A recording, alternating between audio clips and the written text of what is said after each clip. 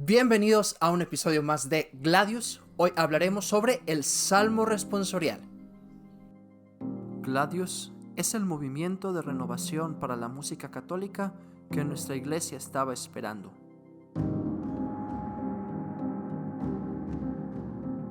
Formación litúrgica, musical y espiritual, repertorio, podcast, música sacra y litúrgica, canto gregoriano, órgano y música coral, todo con el espíritu de la tradición y la frescura de los nuevos tiempos. Gladius es la espada del guerrero, del que lucha por su fe al canto de Viva Cristo Rey, como Ezequiel Huerta, el músico cristero. Bienvenido a Gladius con Fer Vázquez. Amigos, bienvenidos una vez más a su podcast favorito de música litúrgica, Gladius. Yo soy Fer Vázquez y un gusto que estén con nosotros. El día de hoy retomamos nuestra serie sobre los cantos del propio de la misa y vamos a cerrar con el último de los cantos, probablemente uno de los más importantes, el Salmo responsorial. Antes de continuar, los invito una vez más a suscribirse a nuestro canal. Estamos en YouTube, síguenos en Spotify. Cualquier like o comentario que nos puedan dejar nos ayuda a crecer. Y recuerden que estamos en todas las redes sociales, Facebook, Instagram y TikTok como @fer.gladiusmc. Con este episodio 40, ya vamos en el episodio 40, ni yo me lo creo, vamos a cerrar nuestra serie sobre los cantos del propio de la misa, hablando sobre el Salmo responsorial.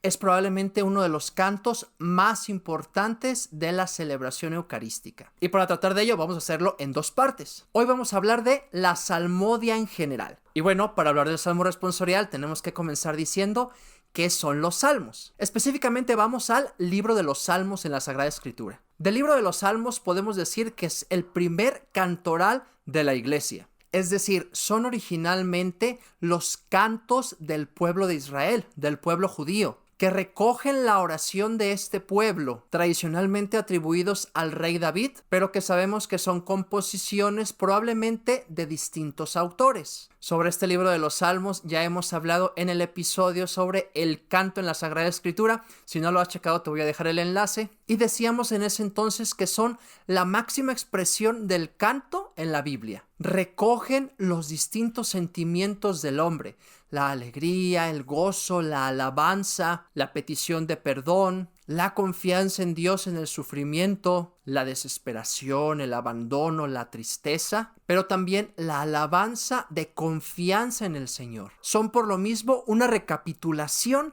de todos los sentimientos humanos expresados en palabra inspirada. Y esta es una de las cosas más importantes y más maravillosas del libro de los Salmos, que el Señor pone en nuestra boca palabras inspiradas por Él para orar hacia Él. Por eso ya hemos dicho muchas veces, una de las principales fuentes de inspiración para textos son los salmos. ¿Cuál es el lugar del salmo en la liturgia? Aquí vamos a referirnos solamente al salmo en la liturgia eucarística, porque hablar de la salmodia en la liturgia de las horas será otro tema. Desde los primeros siglos, el salmo tenía un lugar especial en las reuniones cristianas. Ya San Justino Mártir nos habla que en las reuniones cristianas se leían la Sagrada Escritura, los libros de los profetas, las memorias de los apóstoles, y en estas reuniones se cantaban también los salmos, como herencia del culto del pueblo judío, del culto del pueblo de Israel. Eventualmente se fue consolidando la estructura lectura, canto de salmo. Ya para el siglo VI, cuando estaba consolidándose la Schola Cantorum, es decir, el ministerio coral en sí, con San Gregorio Magno, el lector subía al lugar designado a proclamar o cantar la lectura, y una vez terminada la lectura, el mismo cantor cantaba el salmo, como una continuidad entre lectura proclamada o cantada en ocasiones y salmo. De esto hay un vestigio en la tercera lectura de la Vigilia Pascual, que nos narra la liberación del Éxodo y el cruce del Mar Rojo, en el cual la lectura termina diciendo: y entonces los israelitas cantaron este cántico al Señor, y prosigue el lector o salmista diciendo: cantemos al Señor, sublime es su victoria. Esto nos explica el sentido del salmo responsorial. Va unido a la lectura, es una extensión de la misma, una extensión orante del mensaje recibido en la lectura, expresado ahora a través de la oración con un salmo cantado. Por su misma naturaleza, el salmo responsorial debe de ser cantado.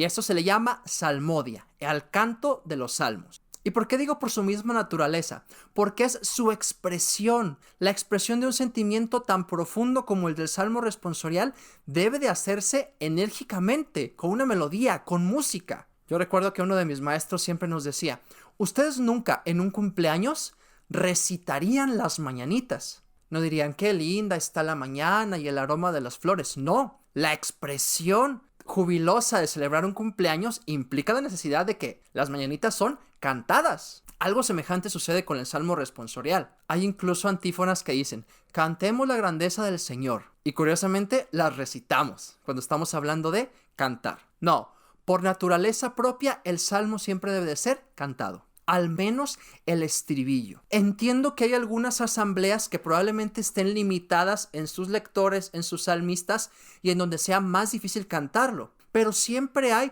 modos o tonos sencillos que pueden ser adaptados para que pueda ser cantado incluso por un cantor no tan instruido y respondido por la asamblea. Ya hemos hablado de la realidad dialógica de la liturgia de la palabra al hablar de las aclamaciones, te dejo el capítulo anterior, y por lo mismo aquí en el salmo responsorial tengo que dar la indicación de que las moniciones que interrumpen esa realidad dialógica estorban y hay que evitarlas. Es decir, hay que evitar al salmo todos vamos a responder o esta aclamación de todos porque interrumpen el diálogo y el fluir de la liturgia y de la música en la liturgia. Un signo con la mano indicando dónde todos deben de participar. Una registración distinta, más fuerte con el órgano o incluso una entonación con la palabra proclamada pueden indicar dónde entra la asamblea, evitando estas moniciones que estorban y no son adecuadas. El salmo responsorial de la misa puede ser cantado de dos maneras. Una, de manera recitativa continua, que probablemente solo sea posible en asambleas muy organizadas de comunidades religiosas, de seminarios o de monjes. Y la otra, que es la más común, es la